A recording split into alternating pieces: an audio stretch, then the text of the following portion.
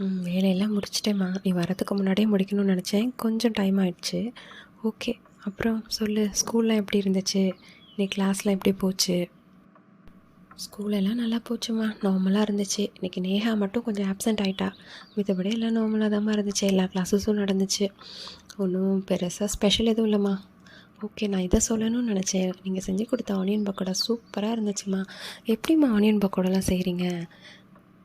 என்ன கேள்விம்மா? ஆனியன் பக்கோடா ஆனியனில் தானே செய்வாங்க. ஆனியன் பக்கோடா ஆனியனில் தான் செய்வாங்கன்னு. இந்த ஆனியன்ஸை கட் பண்ணுற போது கண்ணெல்லாம் ரொம்ப எரியுது இல்லையா? அதை எப்படி மேனேஜ் பண்ணி பண்ணுறீங்க நீங்கள்? எனக்கு அன்றைக்கி கிச்சனில் நின்னது ரொம்ப கஷ்டமாக இருந்துச்சு. ஆனியன் கட் பண்ணுறப்போ கண்ணில் தண்ணியாக வந்துச்சுமா.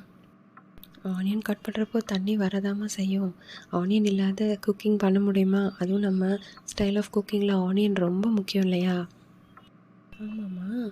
ஆனியன் கட் பண்ணுற போது நமக்கு ஏன் கண்ணில் தண்ணி வருது? உங்களுக்கு ஏதாவது தெரியுமா? ஓ, அதுவாம்மா. பொதுவாகவே ஆனியன் கட் பண்ணுற போது நம்ம கண்ணில் வந்து டியர்ஸ் வரும். இது எல்லாருக்குமே தெரியும்.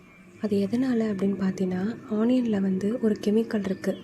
அந்த கெமிக்கல் வந்து நம்ம கட் பண்ணுற போது ஏரில் அப்படியே ஸ்ப்ரெட் ஆகி ஏரில் கலந்துருது.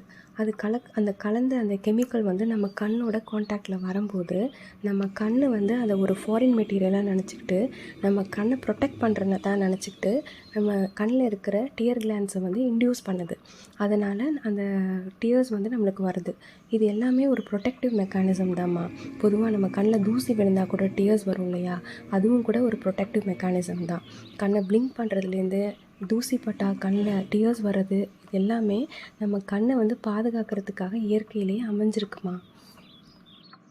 ஓ, அப்படியா? அது என்ன கெமிக்கல்மா அது?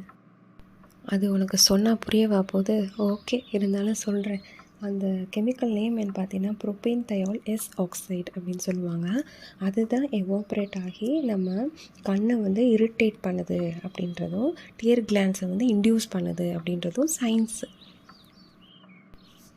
ஓ, சூப்பர்மா. உனக்கு வெறும் ஆனியன் பக்கோடா தான் போட தெரியும்னு நினச்சேன். இதெல்லாம் கூட தெரிஞ்சு வச்சுக்கிறியே.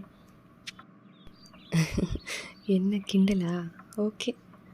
கொஞ்சம் நேரம் ரெஸ்ட் எடுத்துகிட்டு ஹோம் ஒர்க் பண்ணு, சரியா? சரிம்மா, கண்டிப்பாக.